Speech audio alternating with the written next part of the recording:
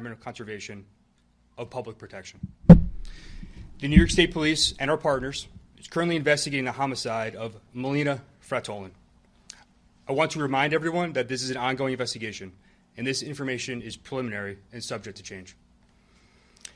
On Saturday, July 19th, 2025, at approximately 10 o'clock p.m., Warren County 911 received a call from a man reporting his 9-year-old daughter missing with a possible abduction in the area of exit 22 of I-87 Northway in Lake George.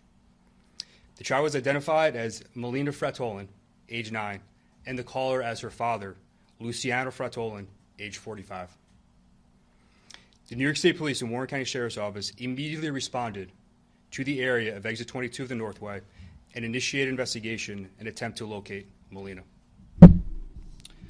On Sunday, July 20th, a search detail comprised of officers from multiple agencies conducted an organized search in the town of Ticonderoga, New York. In an area Mr. Fratolin was suspected of having visited.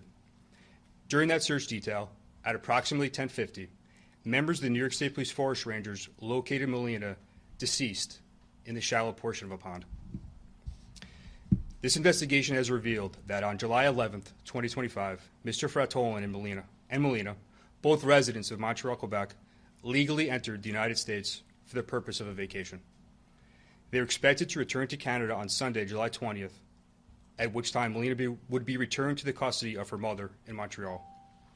The mother and Mr. Fratolin have been estranged since 2019. The child resided full-time with her mother, and Fratolin visited with the child when in Canada. At about 5:30 p.m. on July 20th, Melina is observed with her father on video surveillance in Saratoga Springs, New York.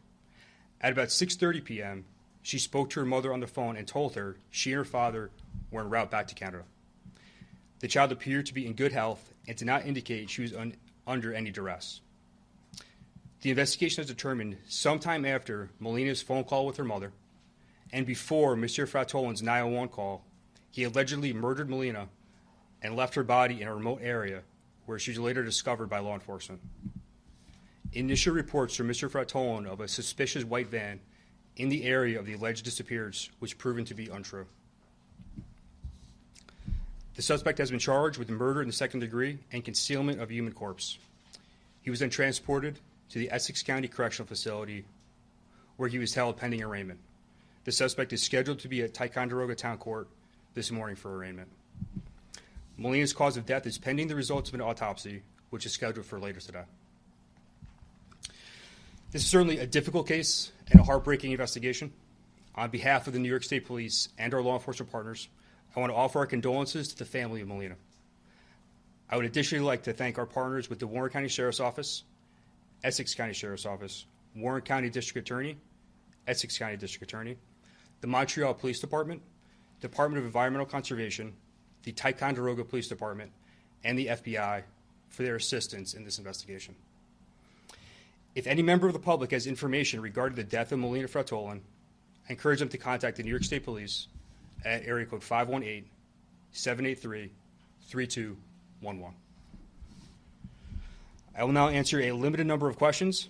I ask for your patience as due to the active nature of this ongoing investigation, I am limited with respect to how much we can release at this time. Do we know motive? The motive is still under investigation. What led you to believe that? What was the first sign that there were inconsistencies in the story? Yes. So the suspect's initial account is that he had pulled over in the area of exit 22 in Lake George, pulled over into a parking lot to urinate. His initial report is he steps away to a wooded area, returns to the vehicle, and at that point, his child is gone from the vehicle. He reports a suspicious white van fleeing the scene southbound. During a subsequent interview, he then reports two unknown males forced her into a white van. That lead was thoroughly investigated and disproven. Do we know the cause of death yet? The cause of death is pending the results of the autopsy, which is scheduled for today. Go ahead. Do you know anything about his mental state of mind? We have no information that there's any issues with mental health, no. And you say that he was estranged from his wife. Do you know if he was authorized to travel alone with his daughter? He was. Does Mr. Fratolin have any criminal record in the U.S. or Canada that you're aware of? He has no criminal history. He has no domestic violence history either.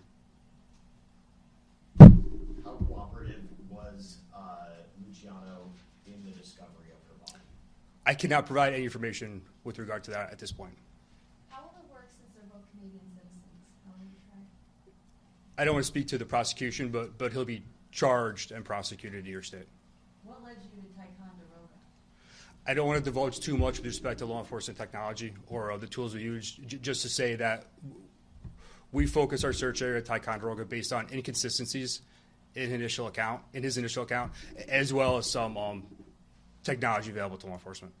Where did the 911 call emanate from?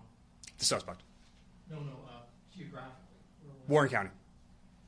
Was it in Lake George though, or was it? It was the area of Lake George, correct, in the area of exit 22. Forgive me if this was already covered. What are the charges? Murder in the second degree and concealment of the human corpse. In terms of the Amber Alerts, I know there's been reports of some people getting it, some not. Can you just tell us what the process was in issuing the Amber Alerts and what time? I don't have the time in front of me, but I can tell you just any time an Amber Alert is issued, there's a balance between providing prompt information to the public, but also ensuring that information is accurate and reliable. We don't want to numb the public with unvetted alerts. So in this case, it was difficult to confirm some of the initial information provided by the suspect. Do we know what reason they were visiting? You asked if they were visiting. It was just a vacation. It was a planned vacation. They visited a couple locations in Connecticut as well as New York. They were most recently in New York City. You said surveillance was in Saratoga Springs. Was that the last piece of surveillance you received, or was there anything more than that? That's correct. Could you just go over the timeline one more time? I do not have the timeline in front of me. What was the surveillance? Where was that? Was that a business? Or? It was at a restaurant. Do you know about how many officers were devoted to this search? I can't give you a number. It would be measured in the dozens. The Warren County Sheriff's Office sent every resource available to investigate this right at its inception. Same with the New York State Police. We had us in conjunction with the law enforcement partners. We had aviation, drones, K-9, investigators, uniformed troopers. Every resource we had to bear, we applied in this investigation. Where will the arraignment be held today, and do you have a time? I don't have a time. It's scheduled for today in town of Ticonderoga Court. Just to clarify, you said the body was found in shallow water? In the shallow portion of a pond in a remote area. That's correct. What area was that? We're not divulging the location at this point. Did it appear that he had tried to conceal the body? Yes. How do you think the response was? You had a multi-agency search in a very short period of time. How did that work for you? How do you think that went? Public safety is always our number one priority. While these cases are very rare, they are incredibly tragic. And I just want to ensure the public that the New York State Police and our law enforcement partners will always utilize all available resources to apprehend any offenders that endanger children. Can you talk at all about how difficult this case was involving a 9-year-old girl? It was very difficult. It's very emotional. I was at the command post when we received notification that she was deceased. It was very difficult and emotional. At that point, though, the best we could do is provide some measure of justice to the family, and we are just fortunate we're able to do that in this case. Did he stay, within police presence after that 911 call, or was he, under any sort of observation? I'm sorry, can you say that again? After was he on the 911 call, did he stay under any sort of observation by police? Was he, I guess, in sort of some sort of police presence up until his arrest? Yes, he reported this. He fabricated the initial report of the abduction, and he was in the custody of police from that point on. We'll take one more question, guys. Can you say that the mother, I'm sorry, did you say if the mother had any concerns about the safety of her daughter while she was with him? She had no concerns for her daughter's safety while she was with him. She knew that he was taking her on this trip to the States. Law enforcement was in contact with her, as well as Montreal PD, during the course of the investigation. Thank you. Guys so much. Thank you.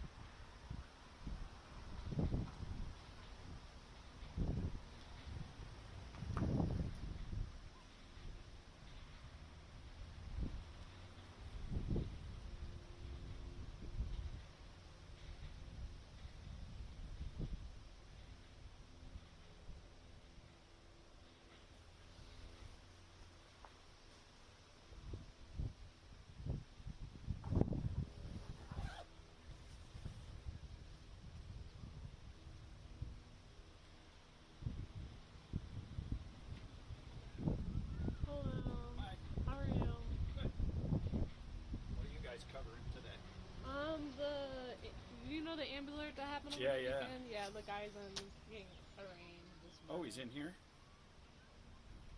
Yeah. I'd like to do something to him. Yeah. Where'd they find her? They found her